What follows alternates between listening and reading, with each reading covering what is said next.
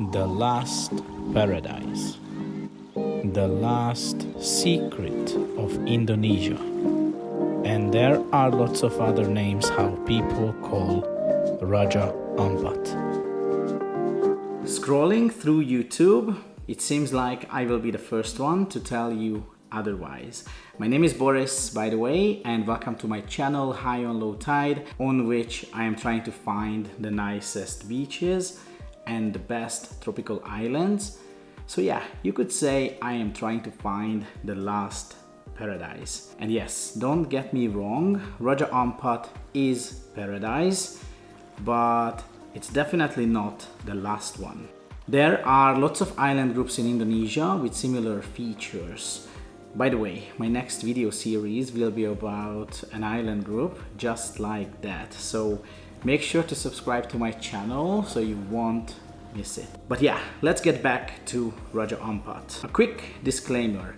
In this video, I share my own opinion about Raja Ampat that is based on two trips. First, I visited Raja Ampat back in 2018 in January, and I went back last year. So yeah, I was able to see the changes that happened in the last 5 and 6 years. And yeah, I have to tell you that Raja Ampat changed quite a lot, and in my opinion, for the worse. I give you some examples. During my second visit, I only had time to dive and snorkel in front of Misool Island, specifically in front of Sawandarek village, which is supposed to be one of the best spots, by the way, but it wasn't as amazing as it was back in 2018.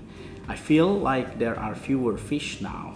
Also, there are way more homestays now. By the way, the simple accommodation options are called homestays, but you don't actually live with a family, so they are just guest houses basically.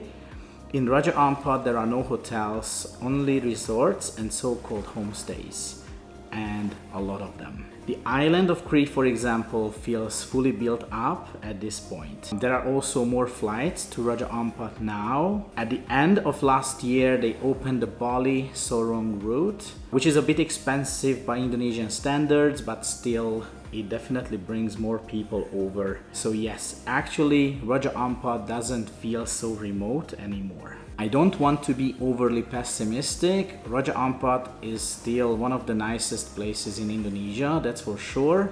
But I think profit beats sustainability when it comes to development on the islands. And that's kind of sad. If things keep changing at this rate, Raja Ampat will be very different in the next 5 to 10 years. The interesting thing is that you have to pay for a plastic card upon arrival, which serves as an entry ticket to the islands, and it is quite expensive by Indonesian standards. This money is supposed to go towards conservation efforts, but it sure doesn't feel like it. There are actually 2 tickets visitors need to pay for. Together they cost 1 million Indonesian rupiahs, that's about 60 US dollars or like 55 euros. And with an increasing number of visitors, that's a lot of money. I don't know where this money goes, or I don't know how the marine protection in Raja Ampat works, but I do know that there are homestays being built basically everywhere. There are more boats and more visitors now than ever before, and that can't be good for the marine life, for the environment. Raja Ampat is a marine protected area, but visitors can go everywhere. On my first trip, I saw big tour groups, think of 15 to 20 people, floating in shallow waters in life jackets and stomping on corals. I really don't want to judge anyone, but it really didn't seem like that the local people were trying to protect marine life that hard.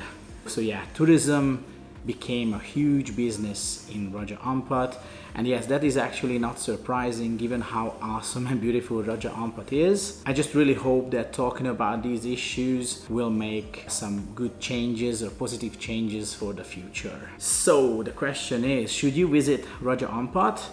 And my answer is definitely you should. It's a very unique place, but just be aware of these changes and try to minimize your impact on the environment. For example, when choosing a homestay, I'd recommend checking out some of the more remote ones, like the area of West Waigeo, for example. Also, I would stay on Guam or Mansuar Island instead of Cree, which is the most popular island in the region.